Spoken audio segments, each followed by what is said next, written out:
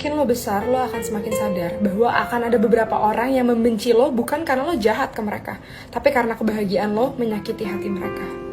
Iya, walaupun lo gak mau memamerkan kebahagiaan itu, tapi kalau mereka ngelihat kebahagiaan itu dari story lo, dari mereka ngelihat gaya hidup lo sekarang, itu mereka akan bertanya dalam dirinya sendiri, apa sih yang dilakuin sampai dia deserve semua itu? Padahal dia gak layak tau buat dapetin semua itu. Siapa sih dia? Dia bisa apa sih? Dan ini yang akan ngebuat mereka pelan-pelan ngejauhin lo. Padahal lo gak ngelakuin apapun yang jahat ke mereka, lo bahkan gak punya salah ke mereka, tapi hanya karena kebahagiaan lo menyakiti hati mereka, yang pada dasarnya kebahagiaan lo juga tidak mengambil jatah kebahagiaan mereka sama sekali. Lo makin kaya, mereka gak makin miskin. Lo makin bahagia, mereka juga gak akan makin sedih.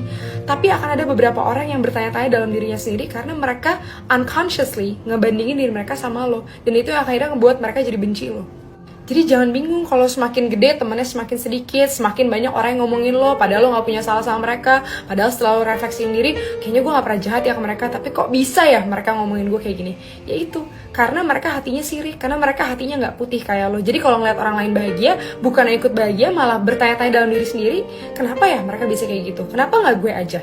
Dan mereka malah jadi insecure, akhirnya mereka jadi ya ngomongin lo di belakang, membenci lo. Makanya gue selalu bilang, belajar untuk punya hati yang bersih. Ingat aja, orang lain bahagia gak ngambil jatah kebahagiaan kita kok. Orang lain makin kaya gak ngebuat kita makin miskin. Jadi gak perlu ngelihat sesuatu itu dengan sirik. Karena justru ketika lo sirik dan ngerasa dia gak deserve semua itu, yang deserve semua itu gue. Lo ngerasa iri dengan kehidupan orang lain, cenderung bandingin diri dengan orang lain, disitulah rezeki lo sendiri terhambat. Karena ulah lo sendiri, bukan karena ulah orang lain.